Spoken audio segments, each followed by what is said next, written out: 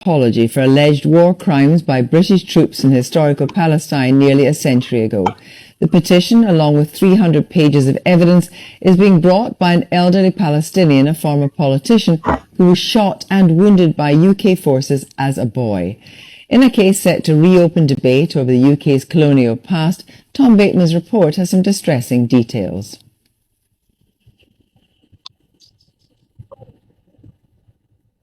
جمعوا جميع الرجال والتلاميذ الكبار.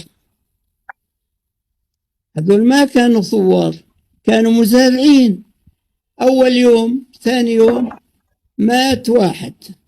So you were trying to resist the British and they shot you to death. They came with 30 other people from the nearby village and they put them on the bus and they forced the driver to drive on the second mine. We went in and I remember we had lighted braziers and we set the houses on fire and we burnt the village to the ground. A guardian of law and order looks out over the old walled city of Jerusalem. This is the story of what the 1930s newsreels didn't show. A history of abuses inflicted by Britain in Palestine, and an attempt by Palestinians today to get the government to answer for them. You have to look hard to find Al-Bassa, all that remains of a Palestinian village in what became northern Israel. It was destroyed in the year the state was created.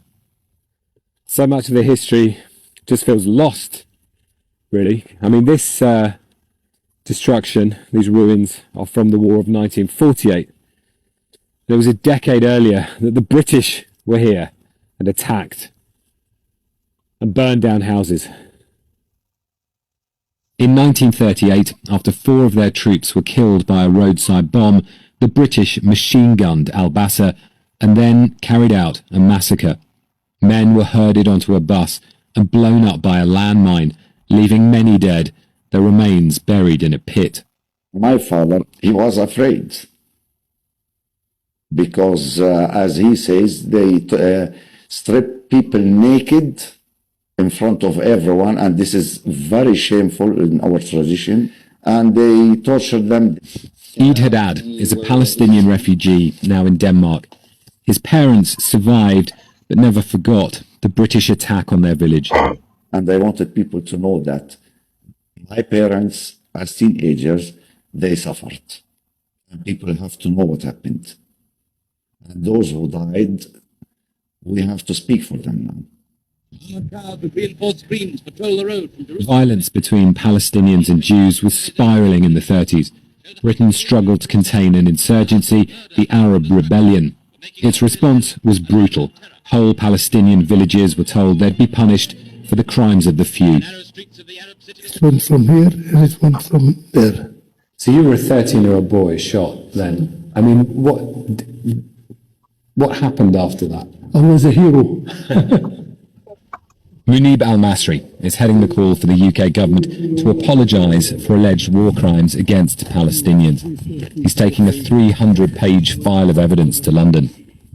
People being beaten, houses being destroyed. I think Britain should be brave to say, sorry, I did this, like they did in other countries.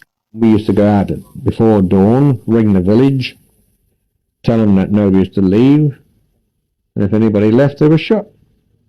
These are the voices of British soldiers recorded decades later.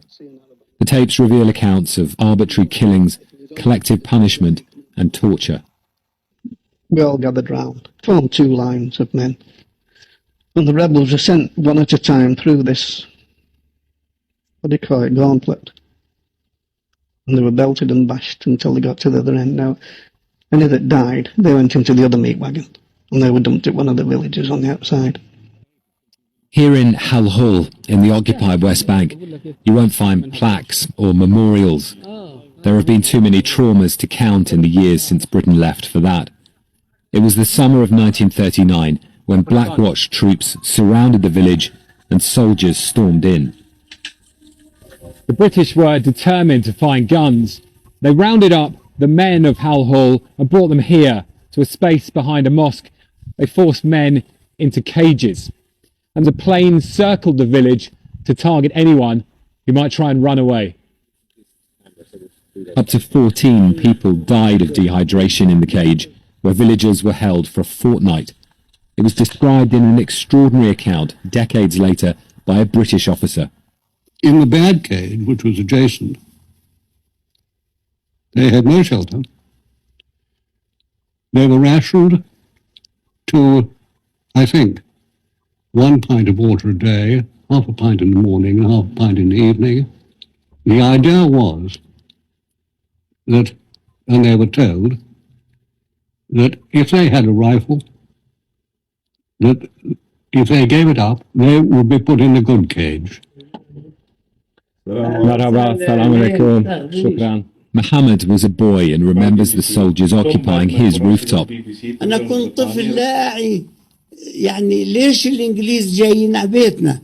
بيت طابقين قديم جدا. هذول ما كانوا ثوار، كانوا مزارعين. هم في التيل. بعدين صاروا يموتوا من الأرض. بعدين صاروا يبحثوا في التراب للجذور وأكلون. Palestinians and Israelis view the British legacy from very different positions. 3 decades after its pledge for a Jewish homeland, the UK knew war was coming to Palestine, and both communities had felt Britain's broken promises. After the Holocaust, the tension between the Zionists and the British increased very badly. And so historically, you might say that the British sometimes were quite nasty to both Jews and Arabs. They were very tough rulers, and what they wanted was be quiet. Don't bother us with your problems. In a statement, the Ministry of Defence said it was aware of historical allegations and would review any evidence thoroughly. I mean, that is why it's been hard actually researching this story to often to find the descendants of people who have the memories of what happened here, because their homes were destroyed in 1948 and then the community was scattered. And I think that's one of the key reasons why the people bringing the case feel that the British government owes this debt to the Palestinians, because what happened here has never been accounted for. There is an argument that all of this should be laid to rest, that like the ruins of Al-Bassa, underlying it are remnants of British rule, the ghosts of imperialism. But those requesting the acknowledgement argue it matters still. It reopens the debate over bringing modern-day accountability for colonial-era crimes, and that recognising the injustice of the past can help bring better solutions to it today. That report by Tom Bateman. Now